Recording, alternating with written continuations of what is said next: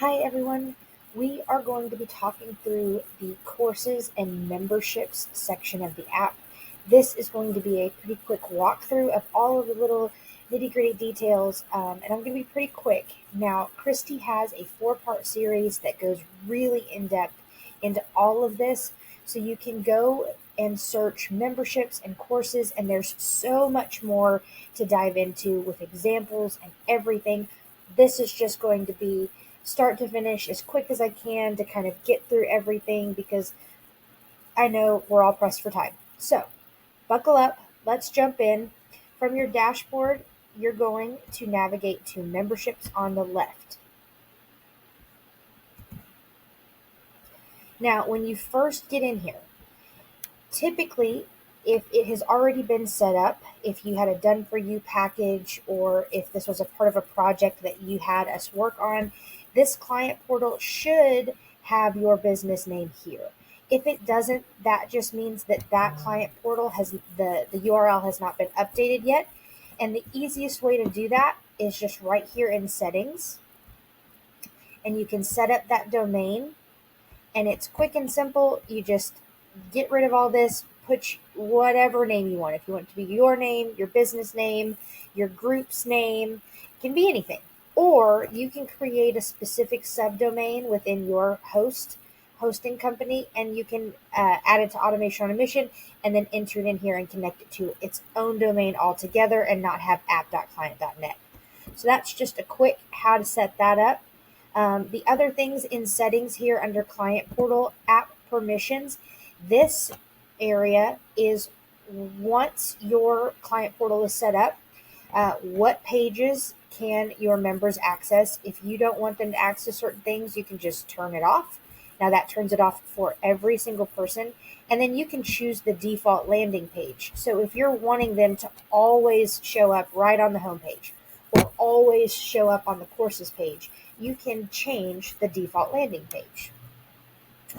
Right here, you can also give the client portal your personal touch with your branding. Now, this specific section is that very first page that pulls up that says member portal. It's bright blue on the right-hand side, and on the left-hand side is where they're logging in.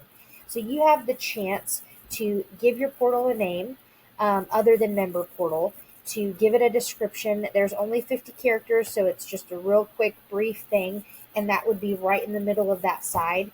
You can also leave this blank. It's not required, and you could do fun brand colors. If you choose 2 different brand colors, it blends the 2 together, so it's like if you did blue and purple, it'd be blue, purple, and then they kind of blend in the middle. So I would make sure that they're complementary colors and they look good. You can always change this. It's never set in stone. So if you do something wild and crazy and fun, and then you open it up and see your member portal and go, ooh, that's not cute, you can change it. You can set up your favicon for the client portal, your portal image, which is the thing that is in the top left corner once you create your client portal, the logo. Oh, I'm so sorry. The portal image is on the right with the description below it, and the logo is in the top left, and it's smaller. And then you can set up your support email and your copyright. And then that's custom CSS if you want to get into all of that. Again, this is a quick overview, so I hope I'm not going too fast. Email settings. This is email notifications for everybody within your client portal. So if you're wanting them to get emails for every little thing, invoices, estimates, contracts, everything that happens in the community, whether there's just a message when they join the group, if they're approved or denied, a new comment on a post, new reply, you get to determine their experience. And so I would just say it's always good to familiarize yourself with this. And the really beautiful thing is, if you don't want it to be system emails and you have the time, you can create branded templates for all of these emails and replace it without instead of the default template. Just something to keep in mind. Because the default template is just that kind of light gray background, the quick message, and then a button straight to the group. But you have full authority and permission to change that up as you want. Same goes for certificates, when they get certificates, and if they get one, their certificate expired. And then courses, what emails do you want them to get and when? And if you wanted to send your own welcome email, you could turn it off and determine when that goes out via automation. Lots of fun settings back here that you can play with. So I encourage you to come back here and familiarize yourself with it a little bit more. Now we're going to go into the course builder itself. So this is when you're ready to build your course, which would be housed within that client portal. So the reason we went through all of the client portal stuff is that's what holds the courses. And if you are building out courses, when your people are going to access those courses, this is what they're going to be logging into. So when they get their little you have a new course or a new offer available for you, when they click to log in, it's taking them to your client portal. So this gives you the chance to have more of a hands-on aspect of what the domain says at the top within their URL, like browser, what their experience is when they're logging in for the first time, with the branding and what they're seeing, the emails that they're getting for the courses, and all that good stuff. So the reason I brought it up, even though this is about the courses, is because it applies and it's still very relevant. So we're going to jump into courses now. Now, the thing to remember about courses is the actual course itself is called a product back here. And then there is an offer that is attached to a product if you want to sell it for a price. So think about the course as the thing, the product, and the offer is how much you're wanting someone to spend on it. So the first thing that I would suggest is that you create your courses first. You create the products themselves. Once you're done and the product is complete and the course has everything in it that you need it to have, then you can come here to offers and create your offer. And that is where you're going to set the price, choose which courses are in it. And this is where you can do packages too. So if you had three or four courses that you wanted to be in a part of one package for one price, they can do that. Or if you wanted it a la carte, then there's, where they can buy individual courses for a smaller number. So I would say start with products. And so we're going to come over here to products and we're going to talk about how to build out that first course. And I would say the easiest way to do this, in my opinion, is when you're creating a product. First of all, if you have Kajabi, you can import it. But if you're starting from scratch, the best thing that I love to do is start with a sprint course. The reason I love this is because it actually gives you the kind of instructions or directions on how to do it so that you're not lost in the flow. And then once you get into the flow and you know what you're doing and where you're adding stuff, you don't have to rely on this, and you can really build out memberships or marathon courses or build your own completely as you want it. So we're going to just focus on the sprint course right now. And we will just test course. And again, baby steps. We're talking about this is the first time you're coming in here and you're really wanting to get started. That's why I recommend doing this till you get your feet underneath you and feel like exploring and expanding. Like I said, it pre-builds it for you really quickly, and it shows you like this is going to be your first. The gray bar is your what they call in the product structure, they call a category, or you can think of it as a module. So if we were to look at this from a course perspective, this would be module 1. It's a category, and underneath the category are lessons, subcategories, assessments, and certificates. So when you're thinking about your product structure, you're thinking about category, and then underneath the categories are your lessons and assessments and certificates and quizzes and different things that are happening within that module. So what I would always recommend, because people are used to the terms modules, or maybe this first one would be onboarding, and this is all about how to use Salesforce. And you're just introducing them to how to maneuver through it, what to expect, all that good stuff. And then you can give it a thumbnail, which I would always recommend giving these categories and lessons and assessments thumbnails, because in their view, from the client's perspective, if you don't, they get this image. So the more beautiful you can make it and the more images that you can have, it's going to make it a lot more branded, a lot more beautiful, and a lot less just blank. So always include an image. It does give you recommended dimensions that you can use when you're creating your images, wherever you're creating them. And you can also use one thing I know is we had a client use the same template, and she just changed out module 1, lesson 2, lesson 3, and she created one template in Canva, cloned it a bunch of times, just changed the words, loaded them all into her media storage, and then just went and just loaded them in right where they were supposed to. So it doesn't have to be super complex and that everything needs its own thumbnail. It can literally be one thing that you create and just change up the names as you go. So once you build out your category, then you can begin to build out the lessons within there. So we can kind of go back. And this would be the first lesson, and it already gives you a little bit of context. Again, this is why I encourage doing it this way, because it's already going to kind of walk you through exactly what you're doing. So this is where you give it a title, you give it a description, and it kind of tells you, this is your blueprint. Again, you're going to upload your thumbnail. You can upload attachments. You can upload a video or audio if you're wanting more of a walkthrough at the beginning, and so on and so forth as you go throughout this thing. When you're building and you get to the point where you're ready for adding quizzes or assessments, underneath each category is where you can add another lesson and name it, and then begin to edit it. You can add a subcategory. You can add assessments and certificates. So let's talk about assessments real quick.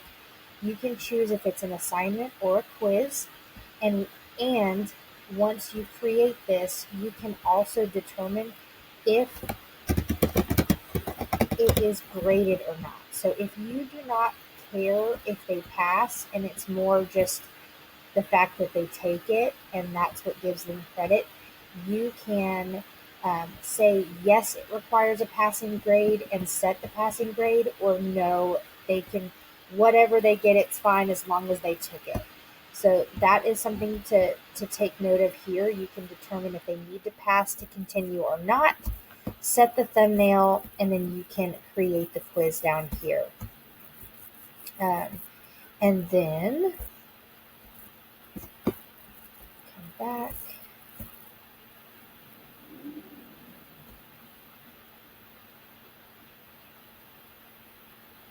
Same with assessments. We're going to look at an assessment or assignment, sorry, just so you can see everything.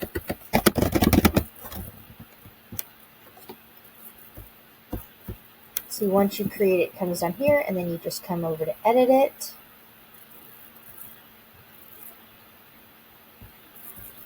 Again, you can say if it's ungraded or graded, set the thumbnail, and then create the instructions, and then you can upload templates that they're supposed to fill out with the assignment, and then this is the confirmation message of what they see on the other side of the assignment. So you would go create the assignment in some kind of Word document or upload, and then load in the file here. They would be able to download it, do it, upload it back into the system, and then get their confirmation message.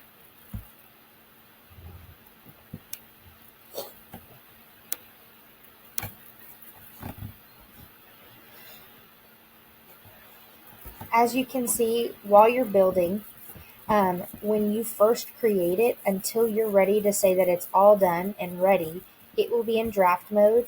You can publish it, you can lock it, or you can delete it. Lock is really important. So if you're not wanting them to take the test until they finish at least the lesson beforehand with the what's next, or if there's instructions that they need to read before they get to the test, you can lock it by post, or by category.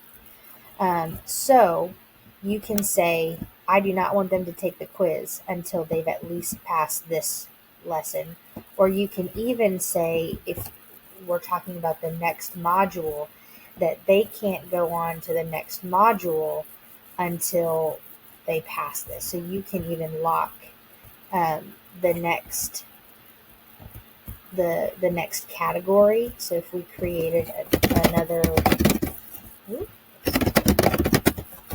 one, and that's down here, we can lock all of module 1 until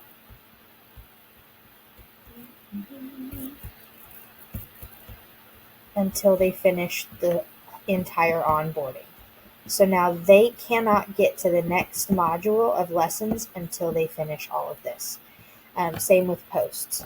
So that is just something to think about. If you're wanting to drip out things, you can also drip out content.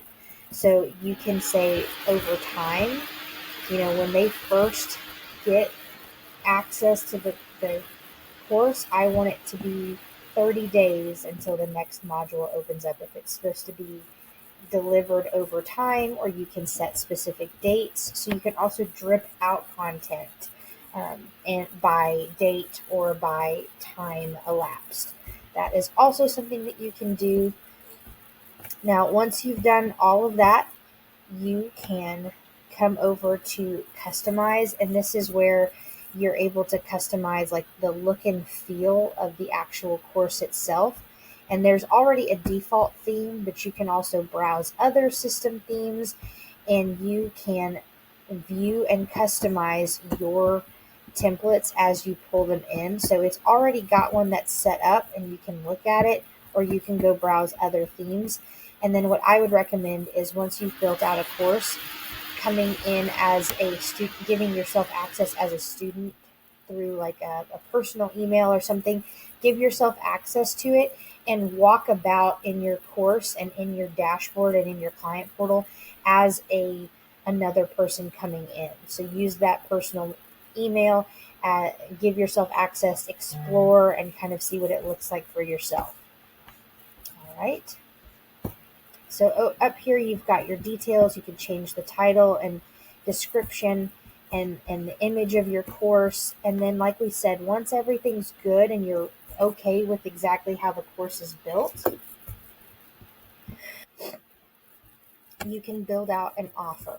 So then it's gonna say you don't have any offers for this product yet. And you're gonna say, let's create a new offer. And again, the offer is the price tag associated with the product. If it's a free product, then it doesn't need an offer. If it is something that you want to sell, then it does. And this one could be starter. And then you can choose one or multiple products. So we can build out a package. And then you can say if it's free or if there is a charge. And the only reason that we can't say that there's a charge right now is because there's not a payment integration associated with the demo account. But if there was a payment integration, there would be an option to either do recurring or one-time fee, and then you create. All right. So again, you'll have the option for one-time payment or a recurring subscription. So if this is something that needs to have a recurring charge, you can set that. You can set the access date and the restrict access date after a certain amount of days. So if this is a 90-day course and then they lose access to it, you can set all of that up in the offer. You'd be able to see all of the products associated with the offer, give the offer a photo, and then a description about the starter package in general and why it's good, what it has in it, what are the benefits, all that good stuff. And then once you finish that, you can grab the link, you can save, you can edit the checkout screen and what it looks like when they're checking out.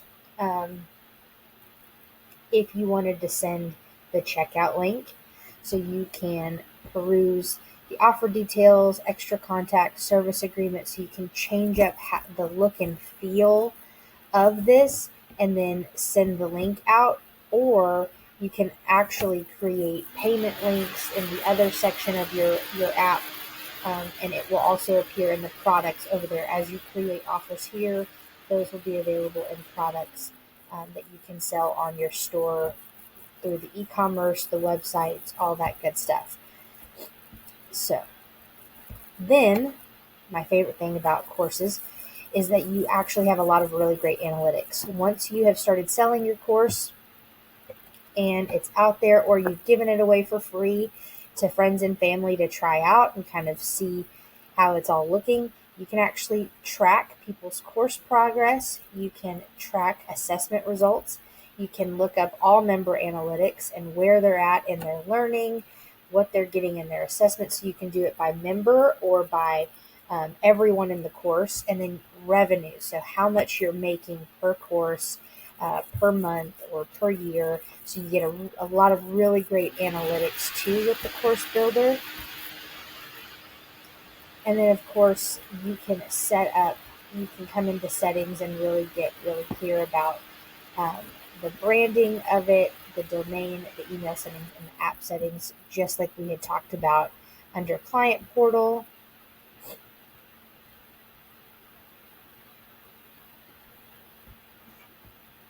And again, it's basically the exact same branding stuff for the client portal, but this is in regards to the specific courses and what the courses look like.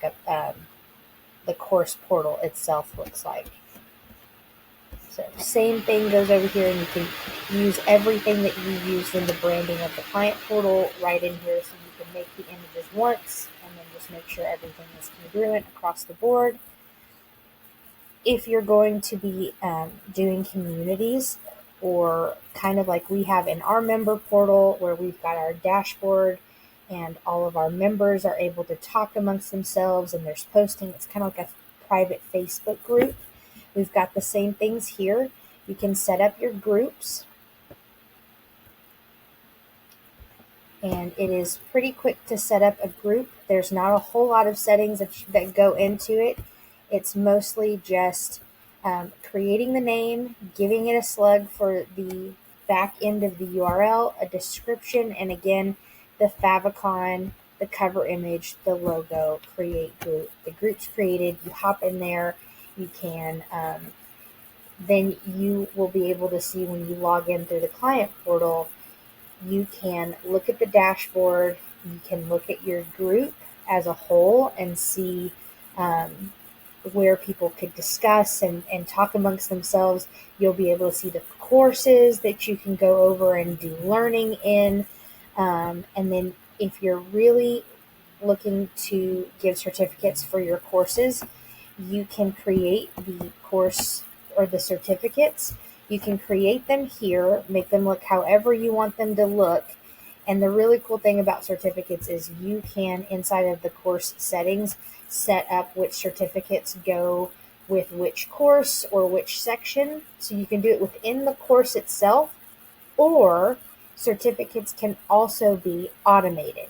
So if it's, one of those things where you don't necessarily want them to get it while they're going through the course, but you want it to be once they pass this lesson or this assessment, they get their certificate. We can also do that via automation, or if it needs to be a certain number of days after they've finished, you can automate it. So that is one of those triggers that you can use and one of the steps in automations. And as you get more comfortable with that, you can dive into automations and see where all of that is, and it would be under certificates when you're searching for steps. This GoKollab marketplace is a place where you can purchase through a third party an app. So you can actually make your groups and your courses in your client portal and everything that you just spent all that time setting up, you can actually make it into a personal app. There is a fee involved. It is not free. It is through a third party, so you're paying them to not only set up the app, but you're also paying them to keep it running, keep it updated, and it is a very long and arduous process. I will let you know. And we have, you can either go about it on your own and just jump in here, choose a community, kind of go through the steps yourself and work with GoKollab, who you'd be paying, or you can reach out to Christy or myself. We do have packages available where we will help you, and be an advocate for you between you and GoKollab, and kind of help facilitate that experiment or that experience, and help you along the way so that you don't feel so alone or overwhelmed with all of the details. So I would just say, if that is something that you're interested in, know that it does take time. There is a lot of time that goes into the setup and the launch of the app. It is not overnight. There is a charge because it's going through a third party who will manage the updates and the upkeep of the app, and you will continue to pay monthly as long as the app is live and as long as you want it out there in the world.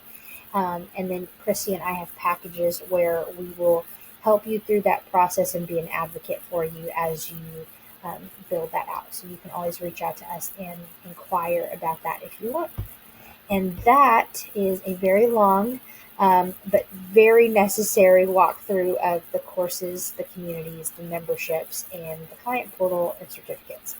I hope that was helpful and not too overwhelming. And again, there are lots of other series of videos that Christy did where she goes really in depth and gives a lot of examples and stuff. So I'd highly recommend going and doing a little bit more research if this felt like it was just scratching the surface and you want a little bit more. Have a great day.